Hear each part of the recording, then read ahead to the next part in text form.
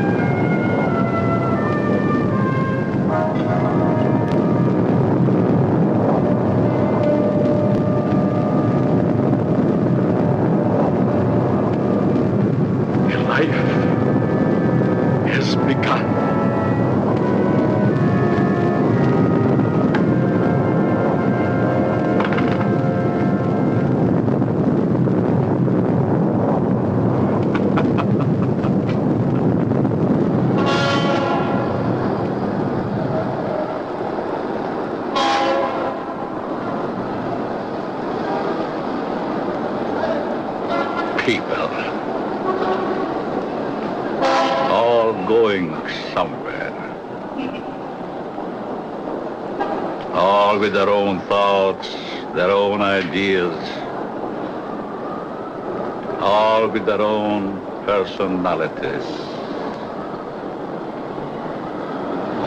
One is wrong because he does right. One is right because he does wrong. Pull the string. Dance to that which one is created for.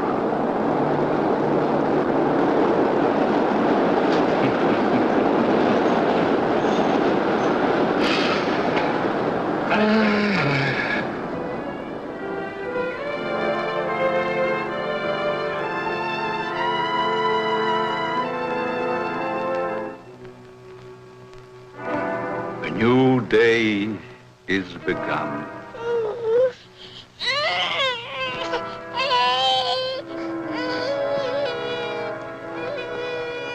A new life is begun.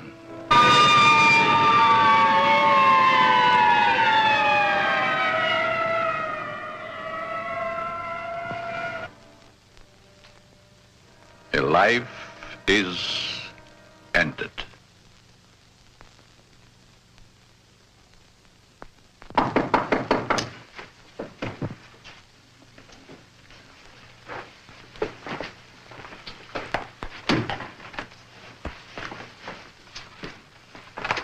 Let me see that note.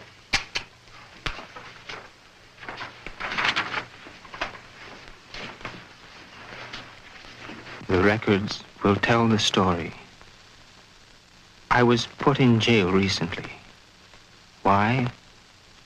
Because I, a man, was caught on the street wearing women's clothing. This was my fourth arrest for the same act. In life, I must continue wearing them. Therefore, it would only be a matter of time until my next arrest. This is the only way.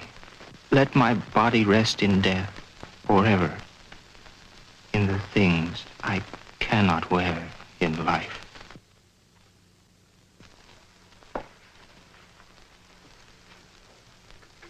Inspector Warren is here to see you, Dr. Alton. Oh, yes. Show him in, Miss Stevens.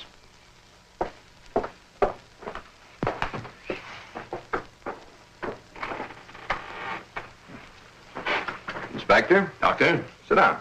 Thank you.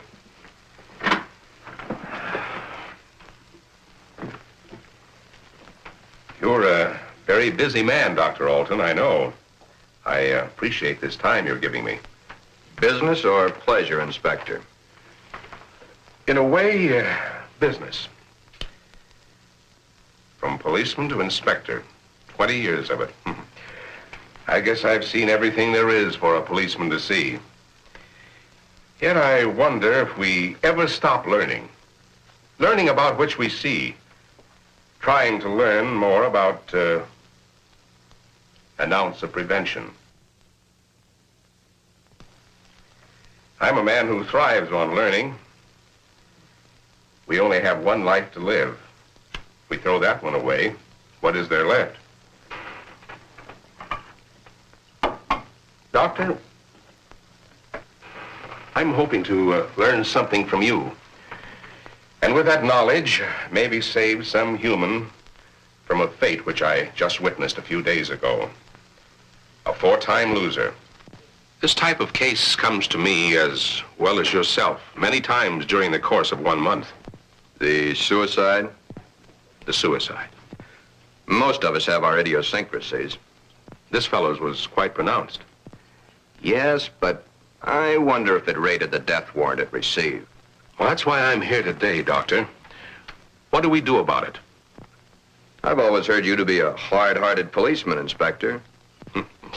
Isn't that what's thought of most policemen? The laws are written. The policeman is hired to see that those laws are enforced. We have a job to do.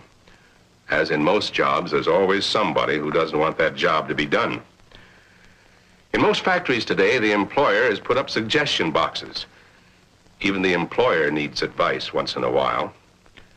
I think in the case that we're referring to, I need advice. Maybe it shouldn't have happened as it did, but it did.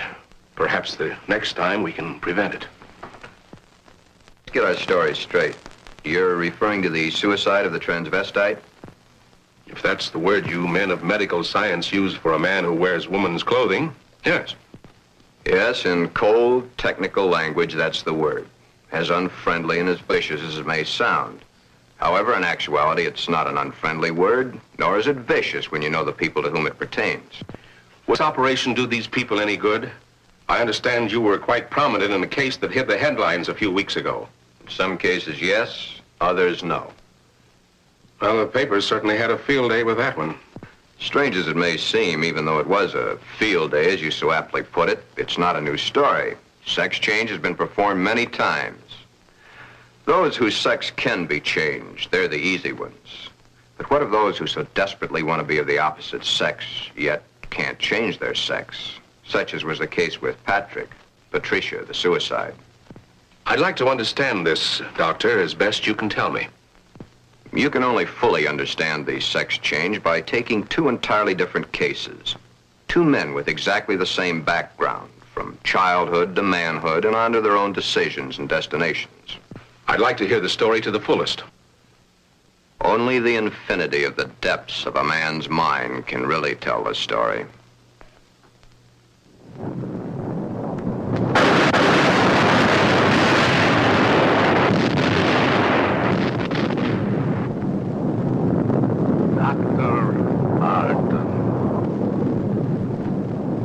A young man, though he is, speaks the words of the All-Wise.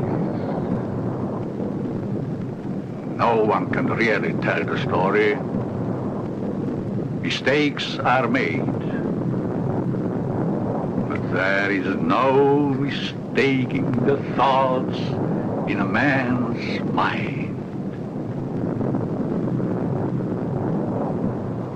The story is begun.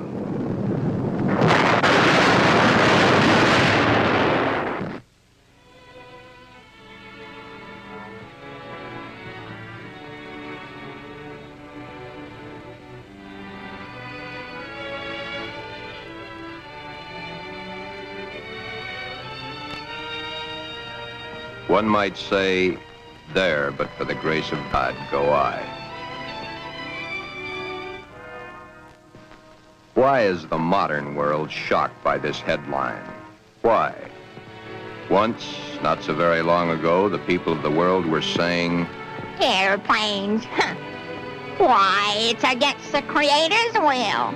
If the Creator wanted us to fly, he'd have given us wings. but we fly. Maybe some of you may still remember an even sillier remark.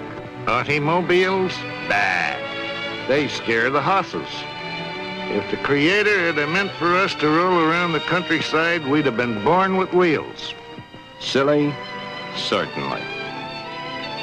We were not born with wings. We were not born with wheels. But in the modern world of today, it's an accepted fact that we must have them. So we have corrected that which nature has not given us. Strangely enough, nature has given us all these things. We just had to learn how to put nature's elements together for our use, that's all. Yet, the world is shocked by a sex change. If the Creator had wanted us to fly, he'd have given us wings. If the Creator had meant us to roll around the countryside, we'd have been born with wheels. If the Creator had meant us to be boys, we certainly would have been born boys. If the Creator had meant us to be born girls, we certainly would have been born girls. Are we sure?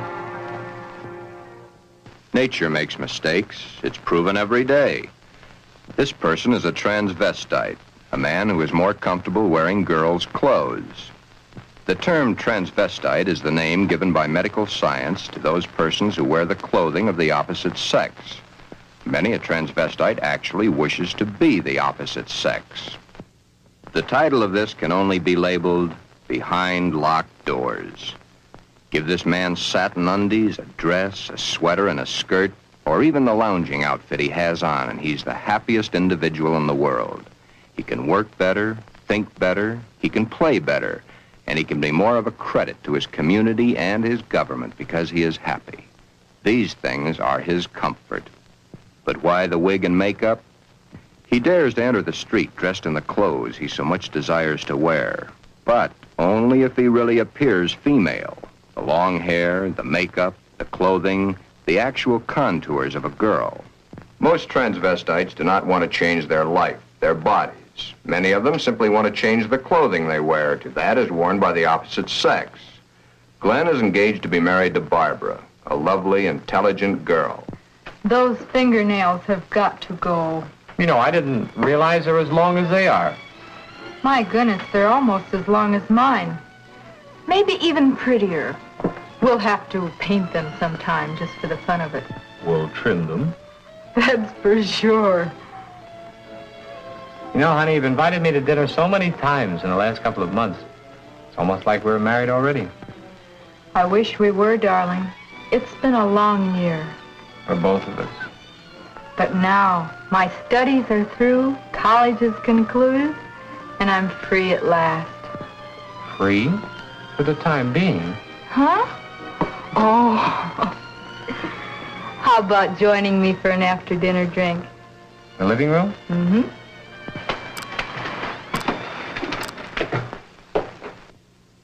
Modern man is a hard-working human. Throughout the day, his mind and his muscles are busy at building the modern world and its business administration. His clothing is rough, coarse, starched, according to the specifications of his accepted job. At home, what does modern man have to look forward to for his body comfort?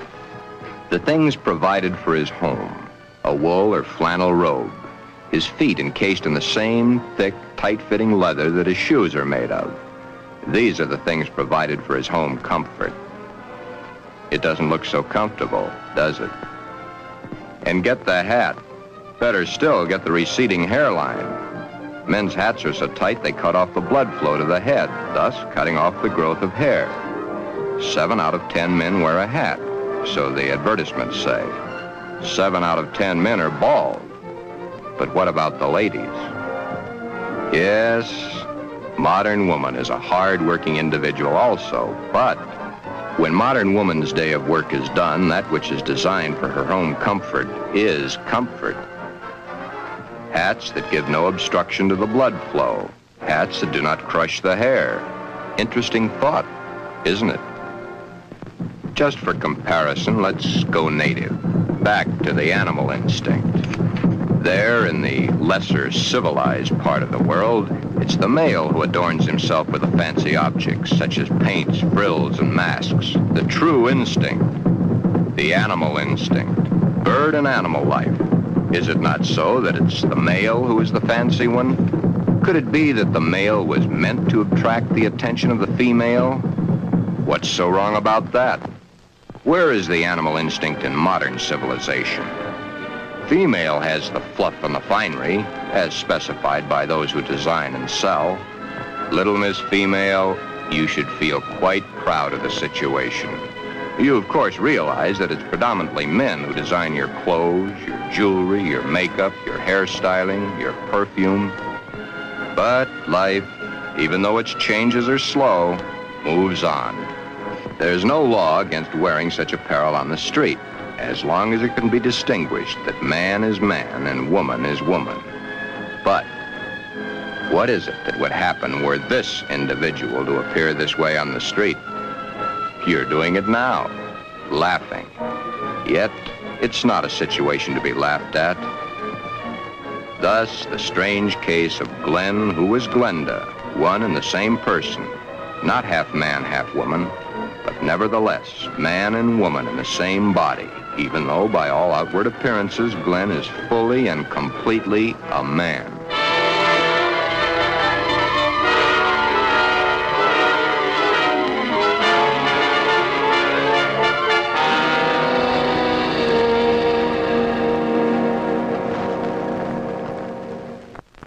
Sister, let me borrow her dress. You want to borrow your sister's dress? What for? I want to wear it to the Halloween party. There are names for boys who go around wearing girls' clothes. Oh, don't be silly, darling. You go ahead and wear your sister's dress, Glen. You always did look much better as a girl than you do as a man. Glen did wear the dress to the Halloween party. He even took first prize.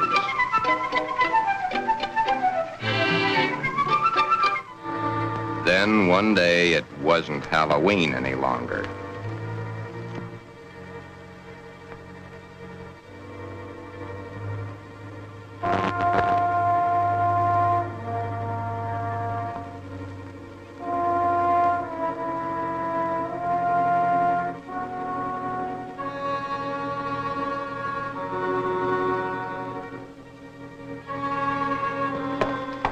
I wish I had the sight into such things to be able to advise you, Sheila.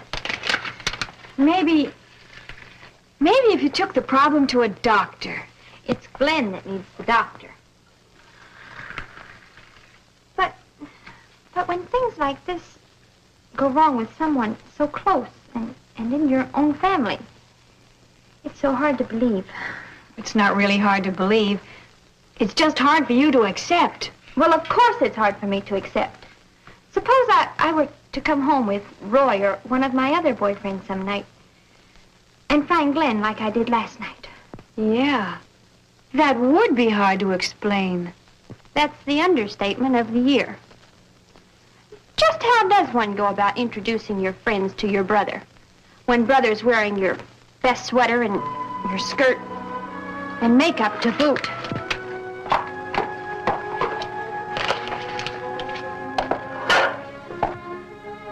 Glen is a transvestite, but he is not a homosexual. Transvestism is the term given by medical science to those persons who desperately wish to wear the clothing of the opposite sex, yet whose sex life in all instances remains quite normal. Would you be surprised if a tough individual was wearing pink satin undies under his rough exterior clothing? He is. Then there is your friend the milkman who knows how to find comfort at home.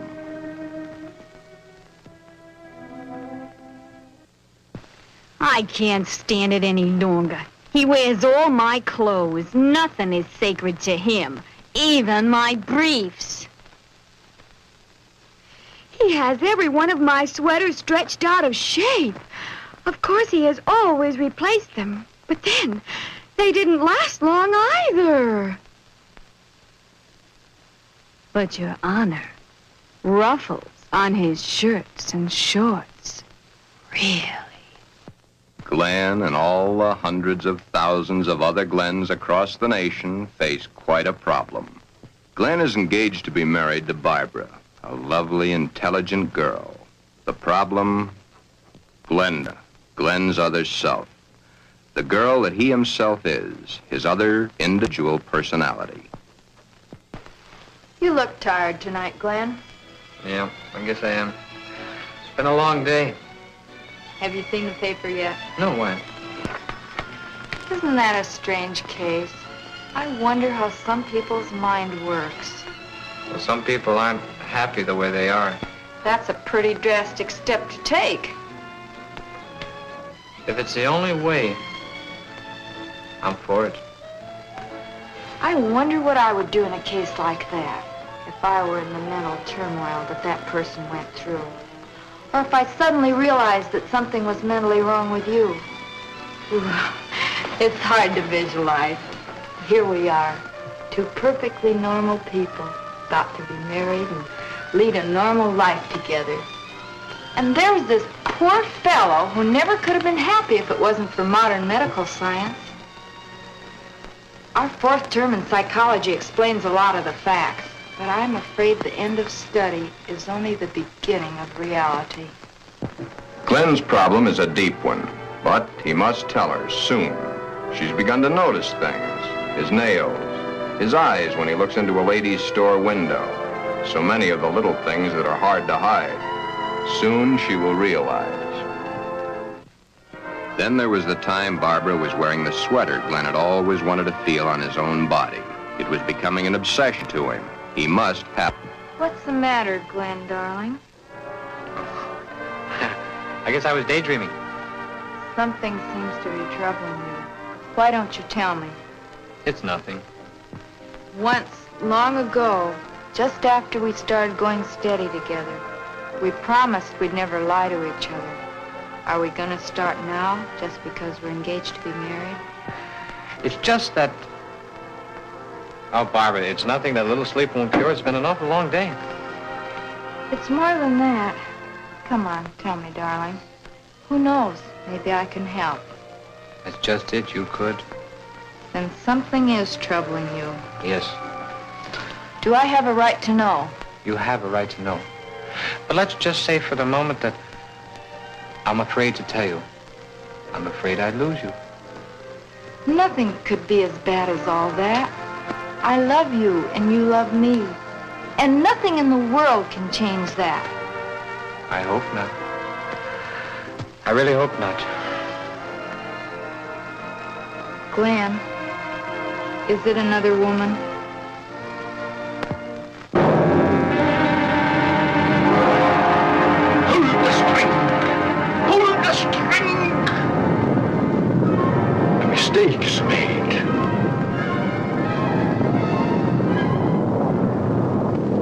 A story must be told. Always the same. He's not had the nerve to tell her. But he must soon come to some conclusion or forget the marriage. Should he tell Barbara of his Glenda now, before the wedding, or hit her between the eyes with it after, when it might be too late for either of them? The world is a strange place to live in. All those cars, all going someplace, all carrying humans which are carrying out their lives. The world is shocked by a person who changed his sex. Glenda is shocked also, but by another reason. Someone like her had the nerve to do something factual about their situation. There are so many problems for Glen and all the other Glens. Perhaps the fear of discovery of the underthings they wear beneath their regular outer clothing, or that which they wear during their nightly visit to Morpheus, god of sleep. Thank you very much, and I'm sure she's going to enjoy it very much. If you want to return it, be sure that you bring the sales slip. Thank you.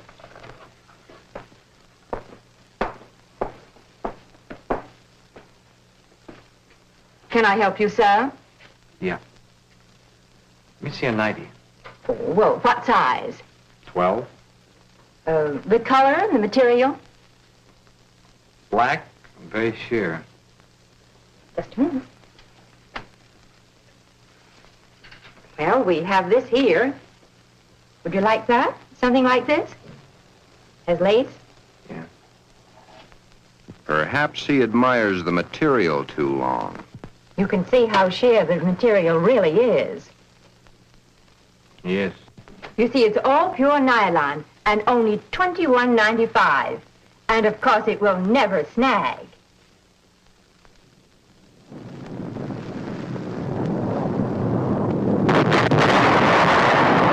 But Glen and Glenda and all the Glens and Glendas have an even bigger problem. Hi, Joe. Hiya, Jack. Monday again. You know, I think Monday is about the worst day of the week. A perfectly wonderful weekend, then back to the sweatshops. Too bad we was born to work. Say, did you read about the guy that hangs to a girl? Says he was perfectly normal, too. How can a guy be normal and go and do a thing like that to himself? All the same, it must take a lot of guts to pull a stunt like that. That's a problem I don't ever intend to face. Maybe it's a problem we should all face. I don't get you. Just think of the unhappy life. The miserable time this world of ours must have given that poor guy. I still don't get you. Now, here is a guy who wanted to be a girl. Supposing there had been no way to change. You sound as if you're really head up on this thing. I guess I am. Do you realize what would happen if every man in the country that wanted to wear women's clothes or felt like a woman went to their doctors and wanted to change? Of course. That's why I say perhaps society should be a little bit more lenient with them. Maybe society should try to understand them as human beings. Another day done. Thank goodness. See you tomorrow, Jack.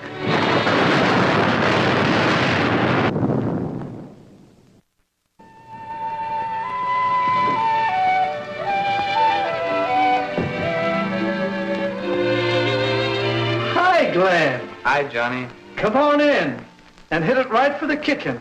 I can't let that dinner burn. You know, I thought I was going to have to eat alone tonight. Well, you probably will because I've already eaten.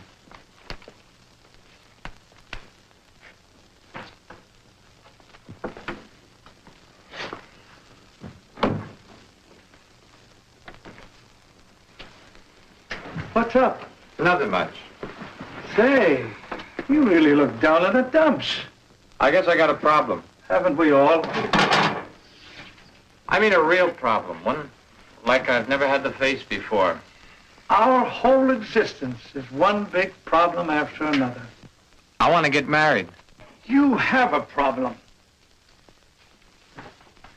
When did this all come about? For nearly a year, I've been engaged to a very wonderful girl. Now the time is getting very close to the man with the book. I'm scared to death. You love her? Very much. Does she love you? Yes. There's no problem. Marry the girl. Are you forgetting about my other self? You'll have to tell her, of course. Yeah. I have to tell her. But when? Before? Or after? I think you know the answer to that one yourself. My mind's in a muddle. Like in a thick fog. I can't make sense to myself sometimes. I thought I could stop wearing these things. I tried, honestly, I tried. I haven't had a stitch of them on for nearly 2 weeks until tonight. Then I couldn't stand it anymore. I had to put them on or go out of my mind. I'm afraid I'll lose her. I don't want that to happen because I really love her. Okay. Here's a story from fact. Johnny tells his story. He had not too long ago been married himself. He had kept quiet about his transvestite desires in the hopes that the new wife would never discover it. However, one day, the little woman came home unexpectedly an hour early.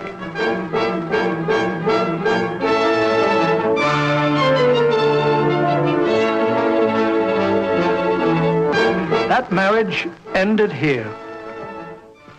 Will your problem be like mine? Most probably it will. Because a love hasn't been built up for such a thing. She, your wife, she will not have been taught enough about the problems to cope with it. Glenda must now make her decision, or forever forget the marriage to Barbara. Glenda should consult a competent psychiatrist, but then very few transvestites wish to change their strange desires.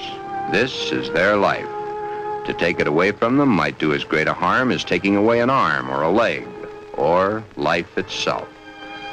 Many even carry their transvestite desires to the grave with them. Yes, it is a problem. But Glenda, remember back almost a year ago when Glen and Barbara accepted each other? Good night. That's the 6th time you've said goodnight. I guess it is. Look. Come on over here a minute. What is it? Never mind, just sit down.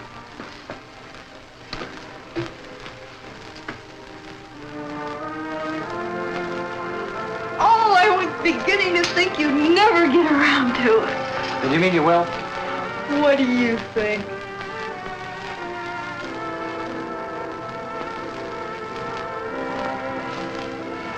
When? I must finish college first. It's only 7 months to go. Well, now, that's hardly long enough for you to get a trousseau together. How would you know about such things?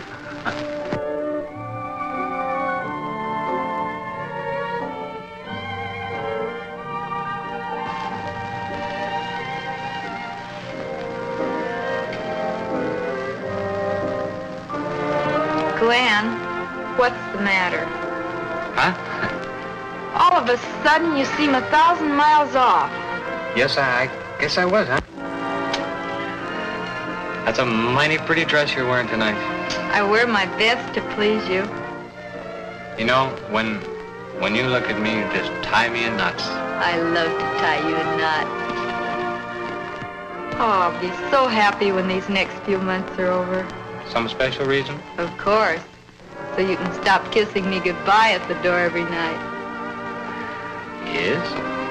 So you can hold me close to you always. Yes. Then all you'll have to do is call and close your eyes to feel my lips on yours.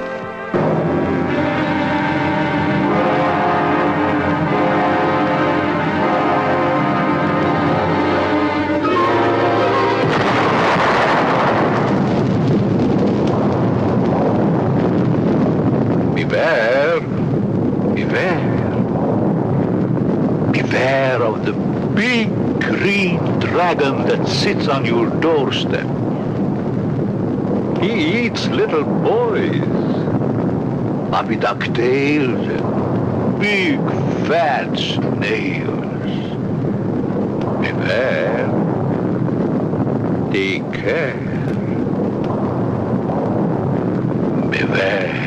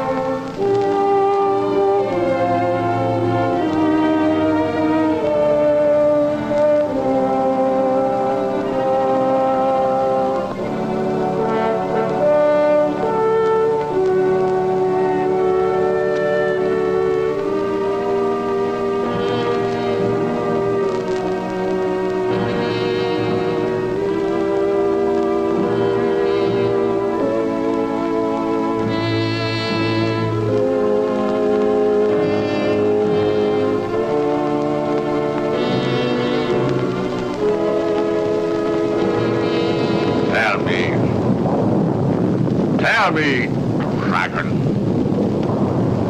do you eat little boys?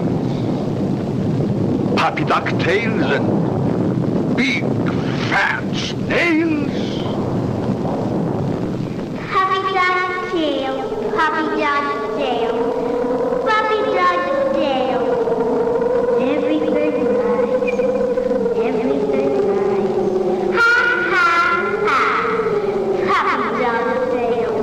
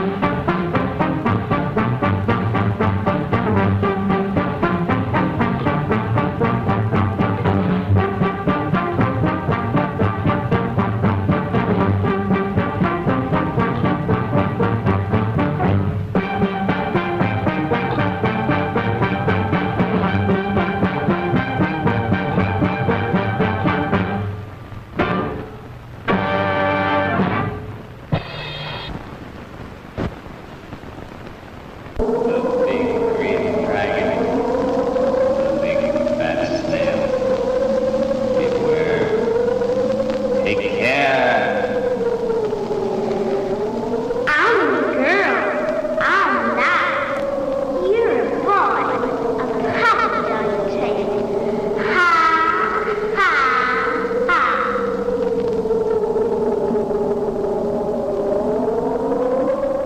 Everything nice.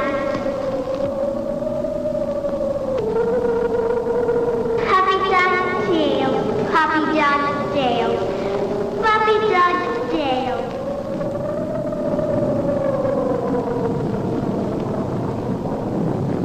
I'm a girl. I'm not. Everything nice. Everything nice. Ha ha ha. Puppy dog tail.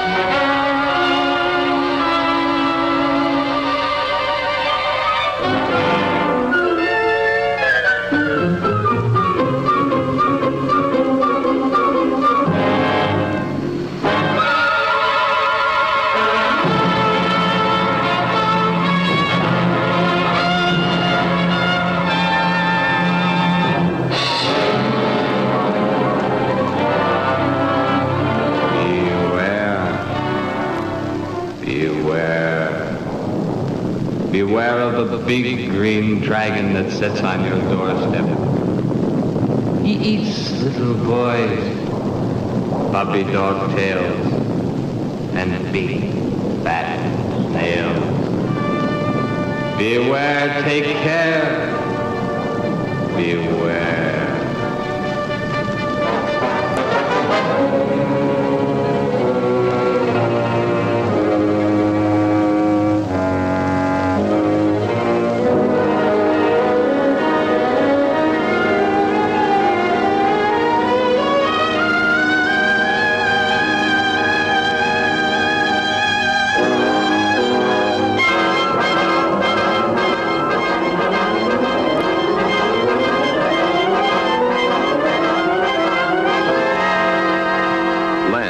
Glenda has made the decision. Glen has decided to tell Barbara of his dual personality. To tell her of the nighties and negligees, the sweaters and skirts, the robes and dresses, the stockings and the high-heeled shoes, the wig and the makeup. All that goes to make Glen into Glenda. He tells Barbara he cannot cheat her of the knowledge that she, as his fiancée, should possess. All the facts. He tells her softly, hurriedly at first, then slowly as he becomes more technical. His hands move to caress the smooth material of her Angora sweater, which he has so long and so desperately wanted to put on his own body. He tells of this to her, and she looks to the sweater and to his hand. Then, when it is all over and that much of the story he knows is told, Barbara is not sure of her own thoughts. That's about it, darling. I wanted to tell you for a long, long time, but just couldn't bring myself to do it. I've been too much afraid of losing you.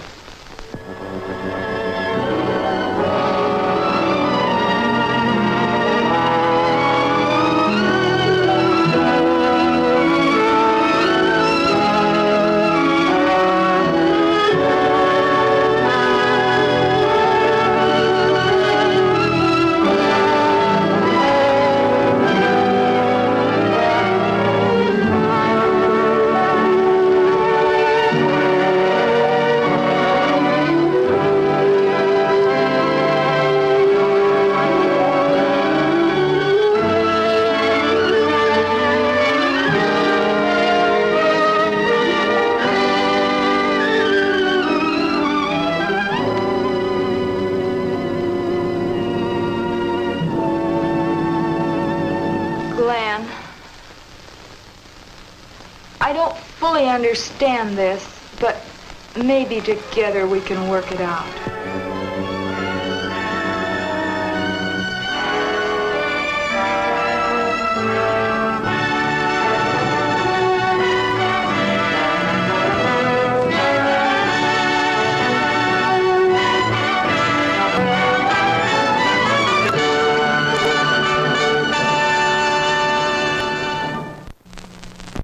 Is that the end of the story? Not quite. I'll get back to it in a minute. Glen's case is really the lesser advanced type cases. The second case is an extremely advanced one. However, I'll get to that in a moment. First, you must realize that each transvestite the world over has his own particular problem. Each case must be handled individually according to the person, his past life, and his problem. And he isn't a hermaphrodite? No more than he's a pseudo-hermaphrodite. Glen's case was entirely of his mind, brought on by the environment of his early youth. What about their children, Doctor? Would their children become the same way their father is? No. Transvestism is not hereditary. Well, what makes these men want to wear girls' clothes? Many things. But as I've said before, it usually starts in early childhood from one cause or another. Technically, each case has the same beginning, just a different set of circumstances. Are any of them actually cured? Oh, yes, many of them. Once the source of supply is found, it can be stopped, unless the patient refuses to cut off that source of supply. Then the way I get it, this Glen and the character he created, much as an author creates a character in a book, was invented as a love object to take the place of the love he never received in his early youth through lack of it from his parents. The character was created and dressed and lives the life the author designs for him to live, and dies only when the author wants him to die. Correct. Except that for the character Glenda to die, the elements must be right. But to enlighten you a little further, there's the second story, that of an extremely advanced case. Let's call this person Alan, Ann. Alan had a mother who wanted a little girl. The father didn't care much one way or the other. Alan did not enter the competitive sports that the other boys at the school did. However, he was an extremely studious boy and always had above average marks in his subjects. Yet sports, girls' sports, he always was interested in. But he was rejected by the girls and also rejected by the boys. It seems he belonged to neither of them. After school, Alan would go home to find the mother who had always wanted a girl and the father who didn't care one way or the other. He enjoyed doing the woman's work around the house. Alan was becoming a woman and didn't realize it. A woman in mind only, but the mind rules. Then came the fateful year of 1941.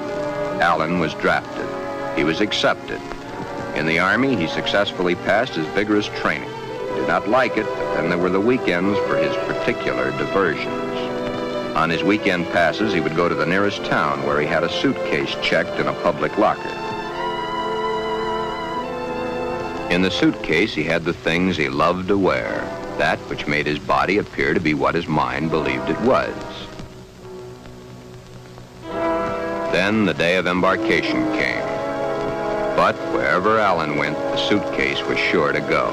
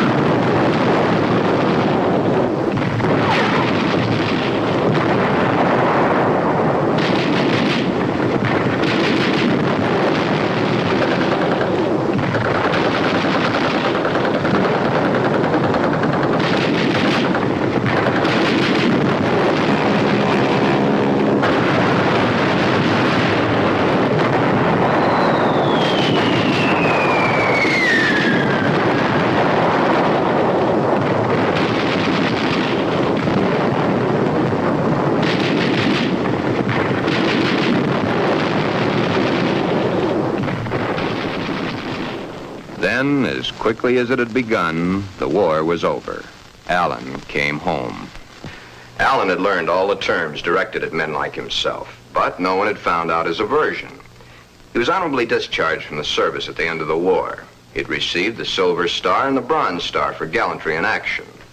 While he was in an Army hospital recuperating from a wound he had received in New Guinea, he learned a very interesting fact. He learned that foreign doctors were doing marvelous work with a sex change, man to woman, woman to man. Shortly after his separation from service, Alan came to me for advice. There followed many long sessions with my clinical reports and the reports of eminent doctors. It had been found that Alan was really a pseudo-hermaphrodite. A hermaphrodite is one who has the organs of both the male and female in plain sight. A pseudo-hermaphrodite is one who has one perfectly formed organ of either sex and one imperfectly formed one that's difficult to detect. Alan was of the latter.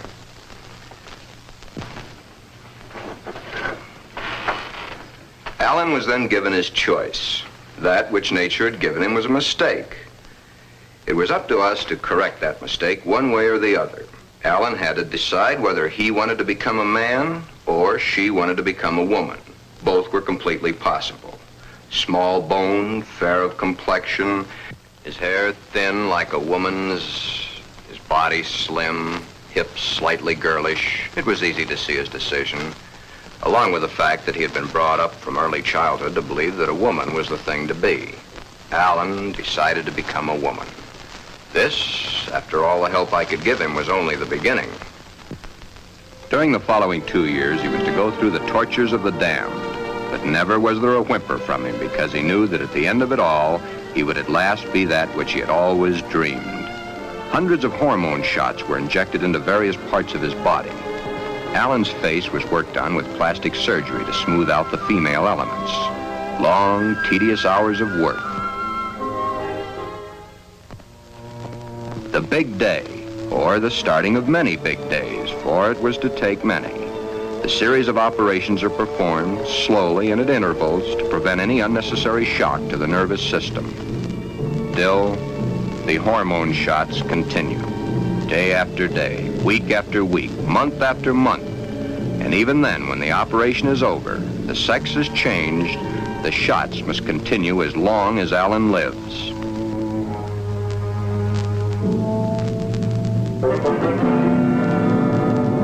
First, the breasts are brought out. The body of the woman within begins to appear now.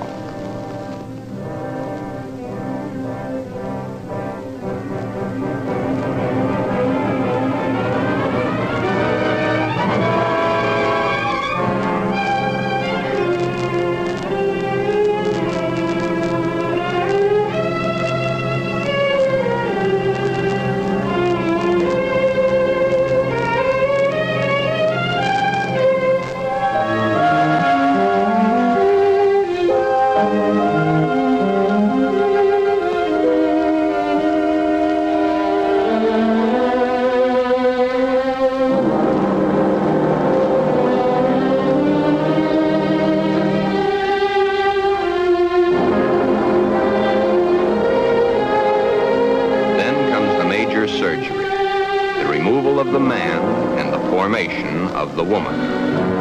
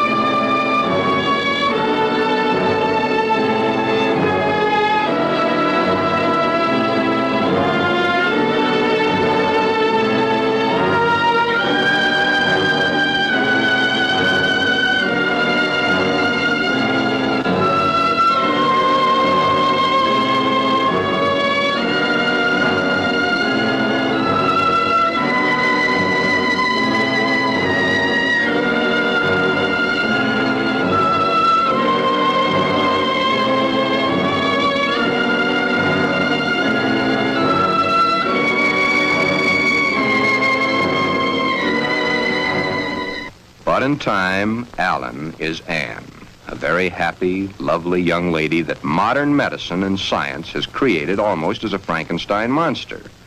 The newspapers heard of it and hit the story with their usual fullness. If the newspapers had not gotten hold of the story, it would have gone untold, unnoticed as so many others in medical history. The sex change has been performed hundreds of times. However, right here in this particular sex switch, it's not the end. Acting the woman and being the woman are two entirely different things. Alan had all his life acted the part of the woman. Now he is that woman and must learn how it's done.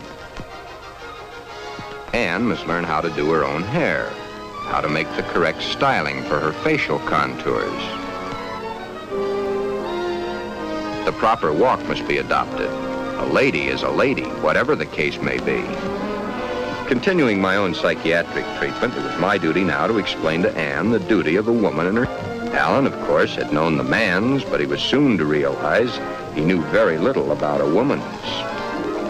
Yet, through it all, Anne loved every minute of it. Anne was indeed meant to be a woman, and now that the sex change had been completed, Anne was a very happy woman, and a woman who was eager to learn, and now was accepted by society. A woman born at the age of 24, in a world that for 24 years she had seen as a man, but a woman who now would, and was properly instructed in how to accept, a woman's world. Thus, this case, which has a happy ending, is due entirely to the corrections made by medical science. I've had several such cases. In fact, in my 20 years of practice, I've been prominent in 7. However, my colleagues have had hundreds. Then you believe that the Glen of the first story should have the sex change? In Glen's case, no. No, indeed. Glen would never be happy with a sex change. The Alan of your story ended happy? I'll tell it to you exactly as I told it to them. Shortly after Glen told Barbara of his love for girls' clothing, he started treatments with me. On the last treatment, both he and Barbara came to me. I told him the same story of Alan, Anne, as I've told it to you, Inspector. Anne was a pseudo-hermaphrodite.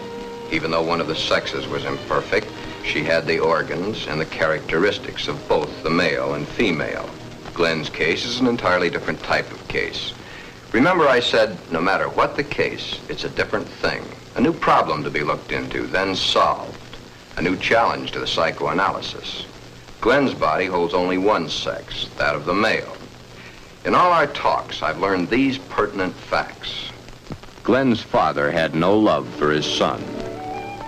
His father wanted Glen to be a football hero or a baseball player so that he could brag to his cronies down at the corner saloon as his cronies bragged to him about their own sons. Thus, the ruse of Glen's fictitious character. He invented it when he could find no love from his mother and no love from his father. His mother had hated her own father. Glen reminded her of her father. Therefore, she gave all her affection, love, and attention to her daughter. Glen then decided also to become a daughter. Glen, you can kill this fictitious character of yours anytime you wish. For your happy ending, it's the only way. Then you think I can kill this second character by transferring her qualities to Barbara? Exactly. But as the author and his character, the elements must be right. It's up to you, Barbara. You must take the place, give the love, and accept the facts that Glenda has always accepted. If you love each other as you now believe you do, well, it'll be a hard job, but you'll enjoy doing the job. Should I let him continue to wear girls' clothing? Or should I put my foot down? If you put your foot down, he'd only go behind closed doors. Love is the only answer. Glenda must be transferred to you.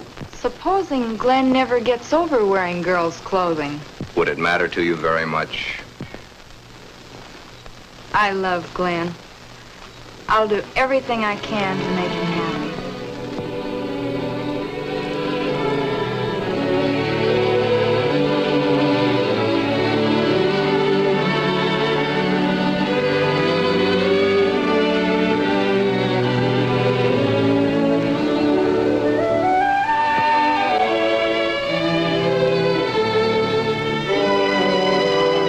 The end is only the beginning.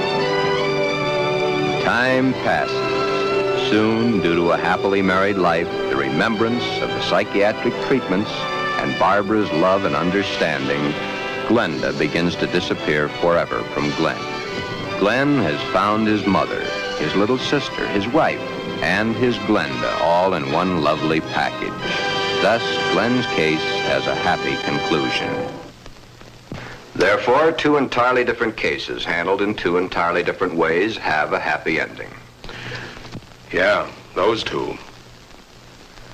But what of the hundreds of other less fortunate Glens the world over?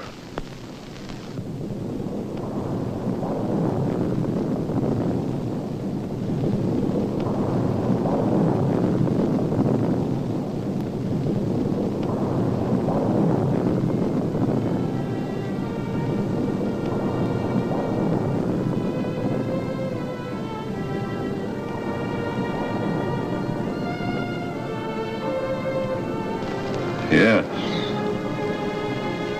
But what of the others? Less fortunate Glens, the world over.